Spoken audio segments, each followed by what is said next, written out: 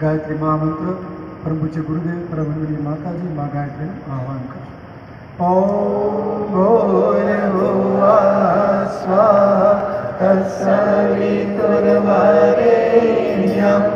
भर्गो देवस्य धीमहि धियो यो नः प्रचोदयात्। गुरु ब्रह्मा गुरु विष्णु गुरुदेवो महेश्वर गुरु साक्षात् परब्रह्म तस्मै श्री गुरुवे नमः। अखंड मंडलाकारं व्याप्तं येन चराचरं तत्पदं दर्शितं येन तस्मै श्री गुरुवे नमः। ॐ मायातु वरदे देवी रक्षये ब्रह्मवादिनी गायत्री छन्दसा मातः ब्रह्मयोनि नमोस्तुते। ॐ यथा सूर्यस्तशक्तिस्तु श्रियामे विद्यते धिया सर्वशक्ति स्वरूपाता माता भगवती नमः। माता भगवती नमः। परम पूज्य गुरुदेव परमवंदनीय माता जी माँ गायत्री जी दादा गुरुदेव आवायामि स्थापयामि पूजयामि ध्यायामि ततो नमस्कारयामि। परम पूज्य गुरुदेव परमवंदनीय माताजीनी सूक्ष्म અને કાળ સત્તાના સાનિધ્યમાં ગાયત્રી ધ્યાન મંદિરના પ્રથમ પાટોત્સવ અંતર્ગત જે વિવિધ કાર્યક્રમો છે એની અંદર એક આપણા રાજકોટ જિલ્લાના વરિષ્ઠ જે પરિજનો છે સર્વ રાજકોટ જિલ્લા ગાયત્રી પરિવારમાંથી ઉપસ્થિત દરેક દેવી પરિજનોનું ગાયત્રી પરિવાર ઉપલા કાંઠા તરફથી આપ સૌનું ખૂબ હાર્દિક સ્વાગત। આપ સૌને કોટી કોટી પ્રણામ। સૌને મારા જય ગુરુદેવ। આજના આ પરમ પાવન પરમાત્માના દિવ્ય સાનિધ્યમાં પાટોત્સવ નિમિત્તે 7 દિવસની શ્રીમદ ભાગવત કથા તેમજ રોજ રાત્રે સાંસ્કૃતિક પ્રોગ્રામ અને સાથે આજે આપણે રાજકોટ જિલ્લા ગાયત્રી પરિવારનો વરિષ્ઠ પ્રતિનિધિઓને સંમેલન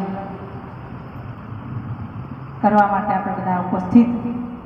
આમ તો એમ વિચાર્યું હતું કે ભાઈ બધા સાથે મળી અને બધાએ પોતપોતાના એકબીજાને મળીએ અને એકબીજાની સાથે પ્રેમથી મળીએ ભેટીએ અને વાતો કરીએ। તો આજે સૌ આપણે ઉપસ્થિત થયા છીએ ત્યારે આપણા સૌનો ગોલ લક્ષ્ય તો એક જ છે। માધ્યમ કોઈ પણ હોય, પ્રજ્ઞા પુરાણ હોય, ભાગવત હોય, ઓખારણ હોય, આપણે તો ઓટલો જ જોઈએ, પછી ગુરુદેવને આપણે બેસાડવા। તો કોઈ પણ માધ્યમ હોય અને એના માધ્યમથી ગુરુદેવનું સ્વપ્ન, ચલો ગુરુદેવ કે સપના સજાને કી હમ શપથ લેતે। ગુરુદેવનું સ્વપ્ન માનવીમાં દેવત્વ, ધરતી પર સ્વર્ગ, આ સંકલ્પને સાકાર કરવા માટે આપણે સૌ ગીતના માધ્યમથી આજે એક દ્રઢ સંકલ્પિત થઈએ, એક દ્રઢ શપથ લઈએ। આવું એ ભાવ સાથે પરમ પૂજ્ય ગુરુદેવ મા ભગવતીના ચરણારવિંદમાં પ્રાર્થના કરીશું। चलो गुरुदेव के सपने सजाने की शपथ ले ले। चलो गुरुदेव के सपने सजाने की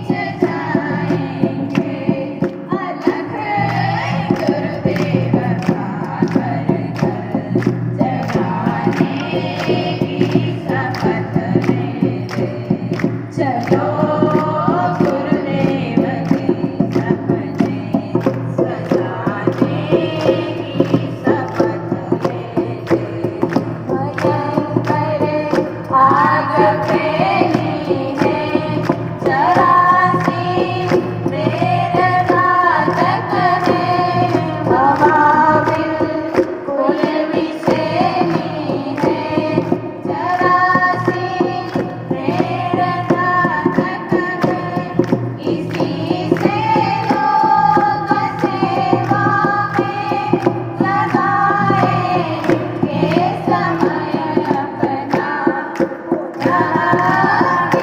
विश्व वसुधा को सजाने की शपथ लेते चलो गुरुदेव की शपथ सजाने की शपथ लेते सुखी सुरधाम शिव सुधा सुखी सुरधाम शिव सुधा बनाने की शपथ लेते चलो गुरुदेव की शपथ सजाने की शपथ लेते चलो गुरुदेव की शपथ सजाने की शपथ लेते सजाने की शपथ लेते सजाने की शपथ लेते बोले परम पूज्य गुरुदेव की जय बोले गायत्री माता की परम पूज्य गुरुदेव ની સૂક્ષ્મ અને કાળ સત્તામાં આપણી વચ્ચે ગાયત્રી જ્ઞાનપીઠ વાળસથી આપણા કહેવાય ને જે સમર્પિત છે અને આપણે બધા એમને ઓળખીએ છીએ ડૉક્ટર રાજેન્દ્ર પ્રસાદજી એ પણ આપણી વચ્ચે અત્યારે ઉપસ્થિત છે યોગાની યોગ એમને પણ આજે આવવાનું થયું અને આપણા કાર્યક્રમની અંદર એમને આગળ લીધું તો જિલ્લા આપણા બધાના જિલ્લા વતી ભરતસિંહ બાપુને વિનંતી કરીશ કે એમને કુમકુમ તિલક કરી અને એમનું આપણું રાજકોટ જિલ્લા વતી બધા વતી બરાબર ખાલી અમારી શાખામાં છે નહીં પણ જિલ્લા વતી એમને આપણે પ્રાર્થના કરશું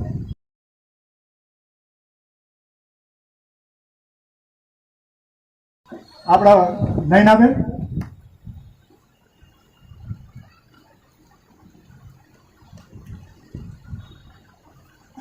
ડૉક્ટર સાહેબનો પરિચય તો શું આપીએ આપણે બધા જાણીએ જ છે 24/24 કલાક ગુરુદેવનો જે પ્રાણ છે એ સાહિત્ય માટે પોતાનું સમગ્ર જીવન ડૉક્ટર સાહેબે સમર્પિત કરેલું છે આવો ઓમ ભૂર્ભુવઃ સ્વઃ તત્સવિતુર્વરેણ્યં ભર્ગો દેવસ્ય ધીમહિ ધિયો યો નઃ પ્રચોદયાत् ઓમ મંગલમ ભગવાન વિષ્ણુ મંગલમ ગરુડધ્વજ મંગલમ પુંડરીકાક્ષો મંગલાય તનોહરિ સર્વમંગલ મંગલે શિવે સર્વાર્થ બાપુ ભર શરણે ત્રંબકે ગૌરી નારાયણી નમઃ જોરદાર તાળી પાડી અને જિલ્લા વતી આપણે એમનું સ્વાગત કરીએ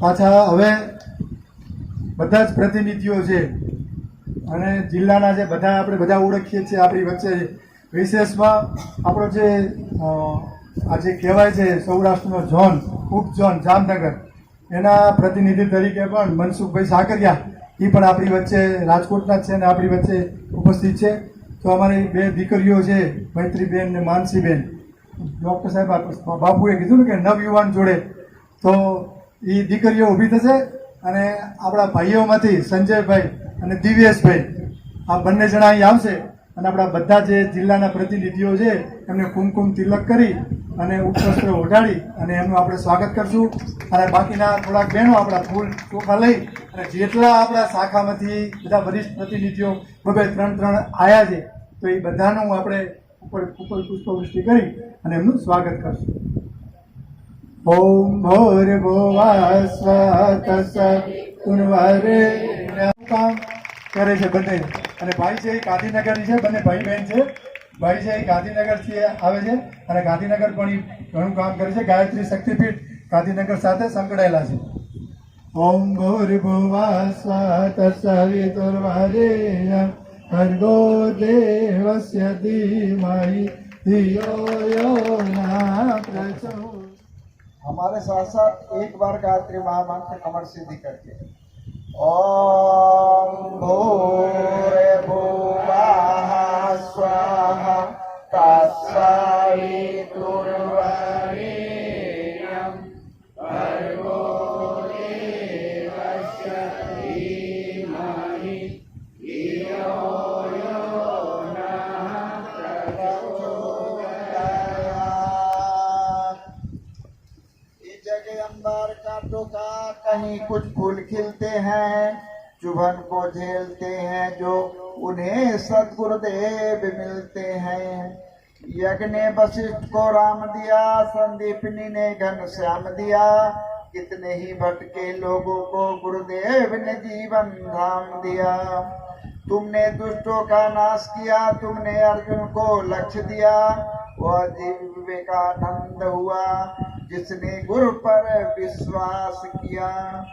जिसको पाना है परम शांति, गुरु के चरणों में आ जाए, अब अन्य विकल्प नहीं जग में, इतिहास स्वयं को दोहराए। हम तो अज्ञानी बालक हैं, गुरु हमको भी अपना लेना, जन्मों के जंग लगे लोहे, गुरु हमको स्वर्ण बना देना। तुम चांद इस नभ के और हम अंध तारे हैं, हम असरण है शरण लीजिए, जो कुछ है तुम्हारे हैं। तुम शब्द और हम सर्वनाम, गुरुदेव तुम्हें सादर प्रणाम, गुरुदेव तुम्हें सादर प्रणाम। या देवी सर्वभूतेषु मातृरूपेण संस्थिता, नमस्तस्यै नमस्तस्यै नमस्तस्यै नमो नमः। हमारे आत्म स्वरूप भाइयों एवं पूजा के योग्य माताओं बहनों, परमपिता परमेश्वर की विशेष कृपा है कि आज आप सबों के बीच में मुझे यहाँ पर आने का, मिलने का सौभाग्य मिला है। मेरे बारे में आप लोग जानते होंगे, मैं एक साधारण डाकिया हूँ और परम पूज्य गुरु जी का संदेश को जन जन तक पहुँचाने का प्रयास करता हूँ।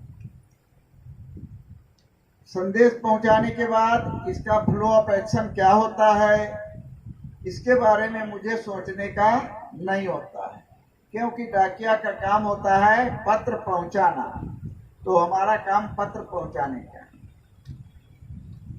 एक समय की बात है, एक लड़की की शादी हुई। शादी होने के बाद उसको एक गोद में बच्चा था और उसका पति का डेथ हो गया। जब डेथ हो गया तो ससुराल वाले उसको रखना नहीं चाहते थे, तो माँ के पास आ गई। अब सोची क्या करना चाहिए, माता पिता का भार बनना भी ठीक नहीं है। वो सोच रही थी कि आत्महत्या कर लेना चाहिए, माने मर जाना चाहिए। तो इसी उद्देश्य से उसने सोचा कि एक महात्मा जी अजमेर में यज्ञ कराने वाले हैं और उस यज्ञ में हम जाएंगे और उनसे मैं आशीर्वाद मांगूंगी। आशीर्वाद में क्या मांगूंगी? मौत मांगूंगी। क्या मांगूंगी? मौत मांगूंगी। तो इसी उद्देश्य से बिलासपुर स्टेशन पर उसने गाड़ी में साधारण डब्बा में घुस गई। डब्बा में बहुत भीड़ था। क्या हुआ, बहुत देर तक वो खड़ी रही, आंख से उसको आंसू निकल रहा था। तो एक व्यक्ति, बुढ़ा आदमी, खिड़की के बगल में बैठा था और सीट पर बैठा था। उसने बोला, बहन जी आपको तकलीफ हो रही है, आप ऐसा है आप आ जाके बैठ जाइए और मैं खड़े हो जाता हूँ, क्योंकि मैं तो बैठ के ही आया हूँ। बोली कि नहीं, आपका उम्र भी काफी है और मैं बैठूं और आप खड़े रहे, ये अच्छा नहीं लगता है। तो क्या करना चाहिए? लेकिन फिर बुढ़ा आदमी ने कहा कि नहीं बेटी, तू बैठ जा। वो बैठ गई। जब बैठ गई तो गाड़ी जब रेलवे स्टेशन पर आगे रुकी तो उसने गिलास में पानी लाके दिया, बोला बहन ये अपने आंख को धोइए, अपने थोड़ा चेहरा को साफ करिए, क्योंकि रो रही थी ना, इसलिए आपका ठीक नहीं लग रहा है। तो उसने पानी लिया, पिया और आंख धोई। वो बुढ़ा आदमी ने बोला कि बहन जी, आपसे हमारा कुछ विचार आता है कि आपसे मैं बात करूं क्या? तो बोले हाँ बात करिए। तो बोले आप कहाँ जा रही हैं? तो बोले मैं अजमेर जा रहा हूँ, वहां पर यज्ञ होने वाला है और उस यज्ञ में पंडित श्री राम शर्मा आचार्य जी आने वाले हैं और वो यज्ञ का संचालन करेंगे और उनके पास मैं मौत मांगने के लिए जा रही हूँ। क्यों? तो उसने पूरी घटना बतला दी है कि मैं विधवा हो गई हूँ, हमारा पति का डेथ हो गया और एक बच्चा है और हम माता पिता का हम भार बने हुए हैं। ससुराल वाले तो रखना नहीं चाहते हैं कि पूरी प्रॉपर्टी की मालकिन ही बन जाएगी। तो बुढ़ा आदमी ने कहा बहन जी, आप तो जो वरदान लेने के लिए जा रहे हैं, आशीर्वाद, ये तो बहुत बड़ा आशीर्वाद है और ये आशीर्वाद वो नहीं दिया तो फिर वापस आना पड़ेगा। तो बहन बोली कि मुझे पूरा विश्वास है कि वो मुझे वापस नहीं करेगा, मुझे पूरा विश्वास है कि वो हमको जो मैं मांगूंगी वो देगा। फिर गाड़ी आगे बढ़ती गई और अजमेर स्टेशन पर पहुंच गई। प्लेटफार्म पर लोग उतरे और वो बुढ़ा आदमी कौन था? पंडित श्री राम शर्मा आचार्य। और वो बहन कौन थी? कृष्णा बहन शर्मा। गुरुजी ने कहा कि बेटा ये बहन को ठहरा दो, ये अकेले है और इसको सब व्यवस्था कर देना। और गुरुजी भी अपने ठहर गए। जब 4 दिन का प्रोग्राम था, प्रोग्राम पूरा हुआ तो सब लोग लाइन लगा के गुरुजी के पास भीख मांगने के लिए आए थे, माने वरदान लेने के लिए आए थे। अब उसके एक दिन पहले गुरुजी ने कहा, एक हॉस्पिटल में डॉक्टर काम करता था, उस हॉस्पिटल में एक डॉक्टर की पत्नी का डिलीवरी हुआ था, बच्चा जन्म लिया था, समझे कि नहीं? लेकिन वो माँ मर गई थी। तो माँ मर गई तो फिर क्या हुआ? वो बच्चा को डॉक्टर ले जाना नहीं चाहता था। क्या करना चाहिए था? तो गुरुजी ने कहा कि तुम्हारे हॉस्पिटल में एक बच्चा जन्म लिया है, उसकी माँ मर गई है, वो डॉक्टर का लड़का है और ले जाना चाहती नहीं है, तो वो बच्चे को तुम ले आओ और जब यहाँ पर पूर्णाहुति होगी लास्ट में, वहां पर बच्चे को लेके तू खड़ा रहना। जब वो बहन का नंबर आया तो गुरुजी ने उस बच्चे को लेके उसके गोद में दे दिया। ऐसे करके दिया था, उसने ले लिया। अब गुरुजी ने कहा कि बेटी तुम तो मौत मांगने के लिए आई थी, तो मौत मैं नहीं दे सकता, लेकिन जीवन देता हूँ। तुम्हारे पेट से जो बच्चा आता वो बच्चा तुम्हारी सेवा नहीं कर सकता था, लेकिन ये बच्चा तुम्हारी सेवा करेगा। और वो बहन ले लिया बच्चे। वो बच्चा बड़ा हो गया और इंजीनियर बन गया और इंजीनियर बनने के बाद सर्विस करने लगा और माँ को अपने साथ में रखा, माँ का सेवा करता था। एक दिन वो बहन आई ब्रह्म वर्चस्व में और गायत्री माता के सामने में हाथ जोड़ के नमस्कार कर रही थी और रो रही थी। डॉक्टर दत्ता ने पूछा कि भाई क्यों रो रही है? तो मैं इसलिए रो रही हूँ कि गुरुजी मेरे लिए साक्षात भगवान, तो इसलिए रो रही हूँ। तो आप विचार करिए, जो बहन जिसके पास जा रही थी वो बहन कहाँ, भाई कहाँ मिल गया? वहीं पर मिल गया। तो इस तरह से परम पूज्य गुरु जी के बारे में आप सबों को तो जानकारी है ही, ये साधारण व्यक्ति नहीं है और ये प्रज्ञावतार के रूप में आए हैं।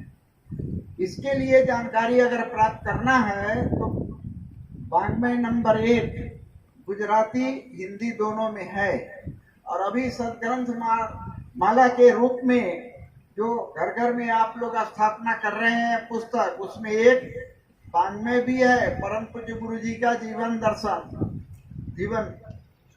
तो ये किताब आप लोग पढ़िए। तो ऐसा है कि इस दुनिया में आप जानते हैं कि भगवान से बड़ा कोई होता है नहीं है। भगवान तो महान है और मनुष्य उनके द्वारा बनाया गया है, तो वो दोनों महान ही है, कोई कमी है नहीं। शेर का बच्चा शेर ही होता है, कभी भेड़ होता नहीं है। लेकिन क्या है कि बच्चा जब जन्म लेता है, बाहर आता है, इसके पहले तो संकल्प करता है, सिर नीचा करके साष्टांग भगवान से नमस्कार करता है कि मुझे जाने दीजिए, मैं आपका काम करूंगा। लेकिन यहाँ आने के बाद क्या कहता है, हाँ कहा, मैं नहीं कहा था, समझे, और रोता है, माने भूल जाता है। तो भूल जाने के बाद फिर क्या है, वो भटक जाता है और भटक करके अपना समय बर्बाद कर देता है। तो आप और हम सब लोग इतने सौभाग्यशाली हैं कि कौन मिल गए, परम पूज्य गुरुदेव मिल गए। पूरे विश्व की भाषा कौन जानता है, कोई नहीं जानेगा, कोई नहीं जानेगा। वो पूरे विश्व की भाषा वो गुरुजी जानते थे, और वहाँ के साहित्य का उन्होंने अध्ययन किया, और वो अध्ययन करने के बाद उसकी बातों को हर पुस्तक में उन्होंने एग्जाम्पल के रूप में लिख दिया है। आप विचार करो, ऐसा आदमी कहीं मिलने वाला नहीं है, न भूतो न भविष्यति। कोई आदमी धरती पर स्वर्ग को लाने का और मनुष्य को देवता बनाने का संकल्प ले नहीं सकता है। एक घर में ले सकता है, एक गांव में भी ले सकता है, लेकिन पूरे धरती के लोगों को देवता बनाना ये संभव वाली बात है नहीं है। लेकिन वो वाला काम कौन कर रहे हैं, पंडित श्री राम शर्मा आचार्य करते हैं। अकेले वो नहीं है, उनके 5 वीरभद्र हैं। वो 4 शरीर जो है सूक्ष्म और कारण शरीर से काम करता, एक शरीर स्थूल शरीर के रूप में शांति खोज में काम करता। गुरुजी बोले कि हमारा 4 शरीर तो फूल स्पीड में काम करता है, लेकिन 5वां शरीर का मर्यादा है, अनुशासन है। अगर कहीं जाना है तो रिक्शा से जाना पड़े, बस से जाना पड़े, ट्रेन से जाना पड़े, बड़ी मुश्किल होती है। तो 5वां शरीर को अगर हम सूक्ष्म कर लूं तो हमारा काम तेजी से चले। तो वो ऐसा शक्ति लेके कोई आदमी धरती पर आज तक न आया है, न आने वाला है। और उसके संपर्क में कौन है, आप हैं, आप लोग हैं। तो आप लोग हैं और आप लोग काम भी कर रहे हैं। हम शिकायत तो कर सकते नहीं, कितना तकलीफ करके ये सब आयोजन कर रहे हैं, घर घर में गुरुजी के विचार को पहुंचा रहे हैं, और फिर हम आपको गलती निकाले कि आपको जो करना चाहिए नहीं करते हैं, ये तो गलत बात है ना। तो ये तो हम नहीं कह सकते, लेकिन इतना कहता हूं कि आज लोग कालिदास बन गया है। क्या बन गया है, कालिदास। कालिदास का मतलब क्या है कि जिस डाल पर बैसा है उसी डाल को काटो। तो अगर बनना हो तो कालिदास जैसा महामूर्ख बनना हो, और नहीं तो विवेकानंद की तरह होना। 2 में से या तो इस तरफ या तो इस तरफ, दोनों हो सकता है, नहीं हो सकता। तो ऐसे समय में परम पूज्य गुरु जी का कहना क्या है कि आप लोग साधारण आदमी नहीं है, असाधारण है।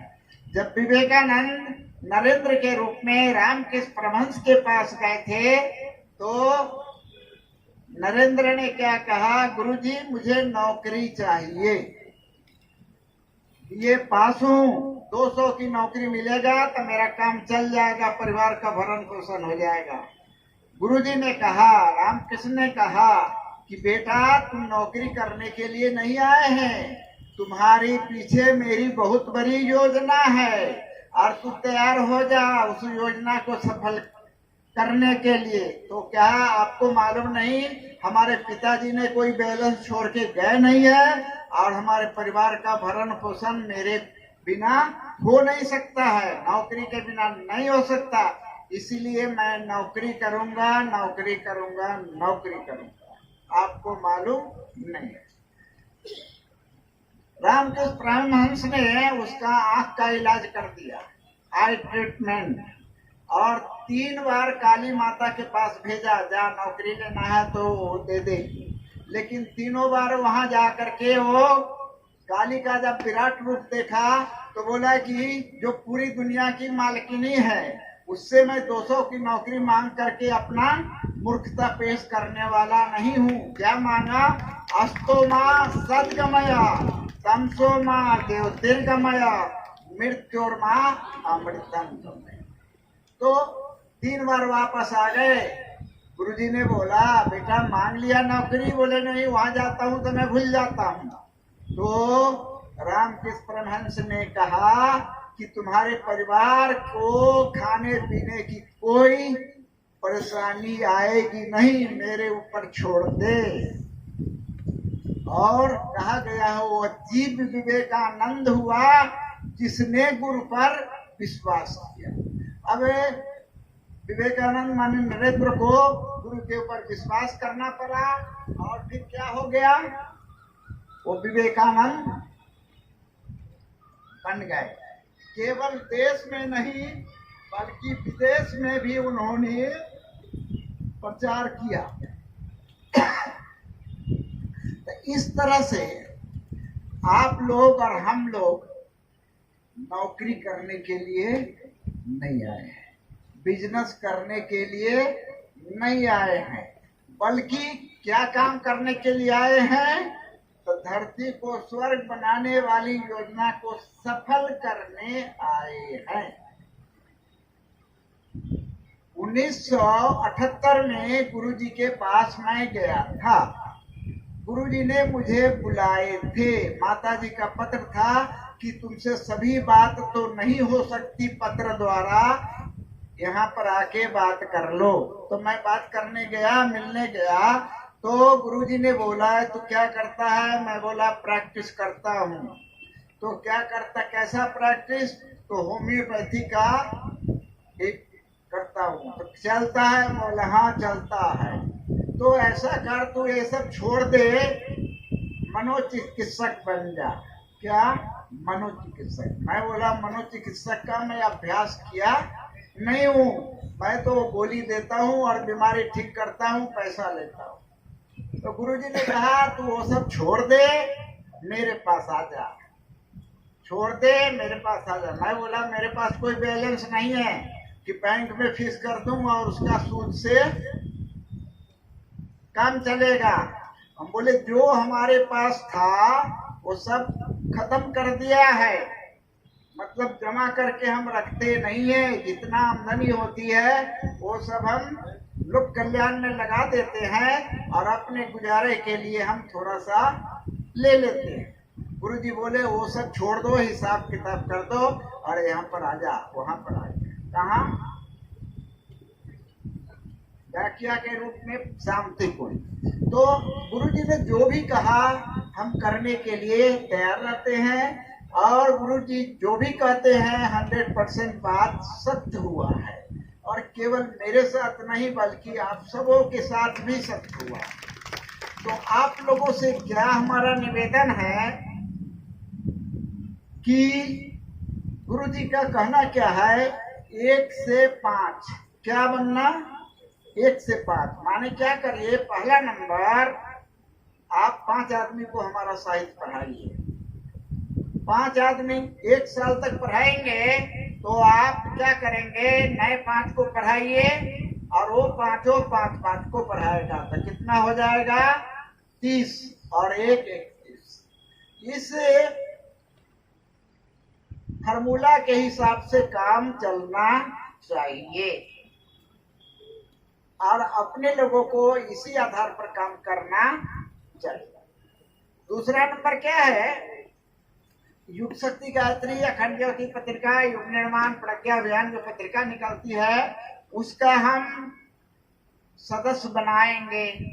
सदस्य बनाने में कितना, तो 10 सदस्य बनाया, 1 साल तक 10 रहने दो, फिर दूसरे साल और लोगों से संपर्क करिए और हर साल हमारा बढ़ना चाहिए। जो सरकार में या प्राइवेट में काम करते हैं उनको मालूम होगा कि अगर उसको 1 लाख रुपया पेमेंट मिलता है तो 1 साल के बाद उसको कितना बढ़ता है, कम से कम 10% तो बढ़ेगा, 20% भी बढ़ता है, 30% भी बढ़ता है।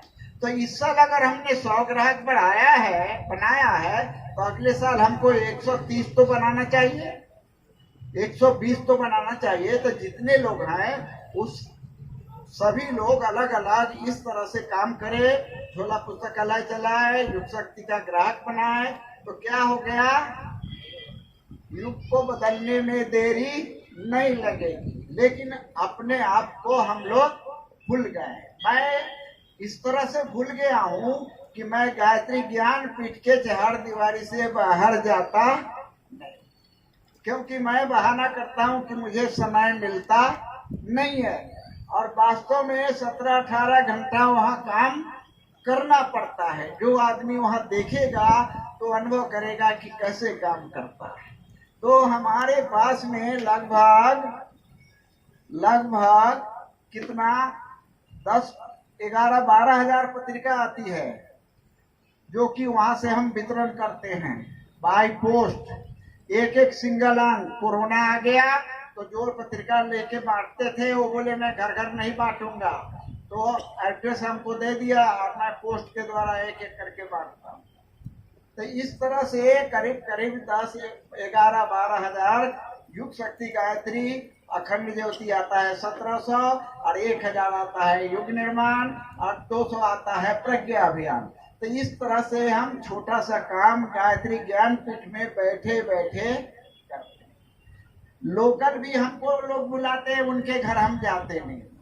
फिर आप लोग यहाँ आने की तो बात ही छोड़ दीजिए। तो आप लोगों से क्या निवेदन है, इसी तरह से लोग सब बहाना करते हैं, लेकिन ये बहाना गुरु जी के सामने चलने वाला नहीं है, क्योंकि शेर का बेटा को शेर ही होना चाहिए, घेटा होना नहीं चाहिए।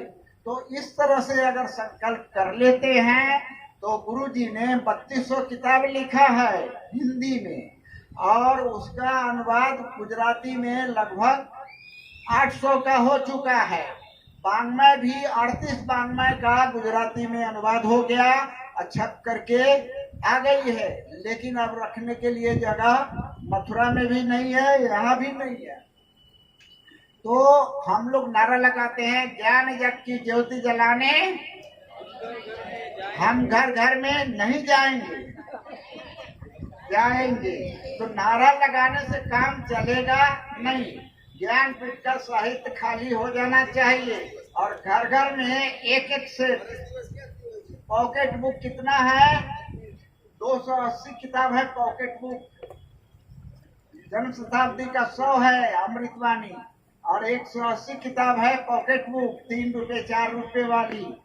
तो ये सब किताब, प्रज्ञा पुराण, ये सब व्यक्ति निर्माण, परिवार निर्माण, समाज निर्माण, नारी जागरण, ये क्रांति धर्मी, स्वास्थ्य के ऊपर धर्म और विज्ञान का समन्वय, ये सभी किताबें मिला करके सबको एक घर में स्थापना कराइए तो हमारा खाली हो जाएगा। और आप लोगों से क्या निवेदन है कि इन साहित्य का वांचन करने का, सवेरे में जब सो के उठता हूँ 3 बजे तो स्नान वगैरह करके चाय पी करके और आधा घंटा से लेके 1 घंटा तक स्वाध्याय करता हूँ। कभी कभी 1.5 घंटा स्वाध्याय करता हूँ। जप नहीं करता हूँ, हवन नहीं करता, लेकिन स्वाध्याय में ऐसा आ जाता है रस की स्वाध्याय करते। इसके अलावे रात में सोने के पहले भी स्वाध्याय करते हैं। दिन में तो टाइम मिलता नहीं है, काम के समय स्वाध्याय नहीं कर सकते। तो इस तरह से आप लोगों से हमारा निवेदन क्या है कि इन साहित्य का आप लोग संकल्प करो कि हम रोज 1 घंटा पढ़ें। 24 घंटा में 1 घंटा समय तो कोई ज्यादा है नहीं, और किसके लिए? आत्मा के लिए। तो जो हम साहित्य का अध्ययन करेंगे, वांचन करेंगे, वो हमारे साथ में जाएगा। न डकैत डाका डाल करके लेगा, न चोर चोरी करके लेगा, न भाई बंटवारा करेगा, न दोस्त भी ले सकता है। ये जब तक हम जिंदा रहेंगे सुखी रहेंगे, शांति से रहेंगे, और जब मरेंगे तो इसको अपने साथ में ले जाएंगे। इसीलिए हम आधा घंटा से लेके 1 घंटा तक रोज स्वाध्याय करते हैं। तो आप लोगों को भी ये स्वाध्याय करना चाहिए। दूसरा नंबर क्या है कि परम पूज्य गुरु जी का कहना क्या है कि युग शक्ति गायत्री अखंड ज्योति पत्रिका जो है ये क्या है? ये प्रज्ञा अवतार है। क्या है? प्रज्ञा अवतार है। इसको आप घर घर में पहुंचा दीजिएगा। पढ़े कि नहीं पढ़े ये चिंता आप मत करिए, आपका काम केवल पहुंचाने का है। एक बार उसको समझा दीजिए कि इसमें क्या है, एक लेख आप समझ लीजिए, उसको समझाइए, फिर बाद में पहुंचा दीजिए, तो हम युग को बदल देंगे। तो जो काम सबसे बड़ा काम है युग शक्ति का सदस्य बनाना, घर घर पहुंचाना, उसको हम लोग क्या समझते हैं? क्लास 4 वाले का काम, मजदूर वर्ग का काम है। हम लोग तो क्लास 1 है। विचार करिए। तो 1 नंबर। दूसरा नंबर क्या है? झोला पुस्तकालय, स्वाध्याय मंडल, ये बना करके और जन जन तक साहित्य को हम पहुंचाएंगे। तभी हम कह सकते हैं कि ज्ञान की ज्योति जलाने हम घर घर में जाएंगे। मैं जहाँ जहाँ जाता हूँ, बातचीत करता हूँ, उनको कहता हूँ कि देखो भाई, अगर घर घर में नहीं जाने का है तो बोलो कि हम नहीं जाएंगे। आप अगर गुरु जी का काम नहीं करना है तो साफ साफ बतला दीजिए कि ना हम बदलेंगे ना युग बदलेगा। सीधा बोलो, समझ गए ना? आप कहते हम बदलेंगे, युग बदलेगा, लेकिन करते कुछ नहीं। तो उससे काम के लिए, स्वाध्याय मंडल चलाने के लिए, घर घर में साहित्य का स्थापना के लिए, यज्ञ संस्कार कराने के लिए, तो कोई आपको रोक सकता नहीं है। ये हमारा प्रार्थना है, विनंती है। तो अभी गर्मी का समय है और भाई साहब ने हमको जो समय दिया उससे ज्यादा समय हो गया है। आप लोगों का ज्यादा समय हम लेंगे नहीं। बस निवेदन है, प्रार्थना है, विनंती है कि इन विचारों पर आप विचार करना, क्योंकि गुरुजी ने बोले मैं व्यक्ति नहीं विचार हूँ। और विचार करने के बाद जब व्यवहार में लाएंगे तो आप सबों का बुलाना और हमारा यहाँ आना 100% सार्थक होगा। ओम शांति शांति शांति। परम पूज्य गुरु जी, वंदनीय माता जी, 33 करोड़ देवी देवता का आप सबों के ऊपर सदा सर्वदा आशीर्वाद बरसता रहे, ऐसी शुभकामना हमारे तरफ से है। સરસ આપણને બધાને જ્ઞાન યજ્ઞની તે સરસ મજાની વાત કરી, જેના રોમે રોમની અંદર ગુરુદેવના વિચારો અને ગુરુદેવના સાહિત્યની જે પીડા છે એ આપણને બધાને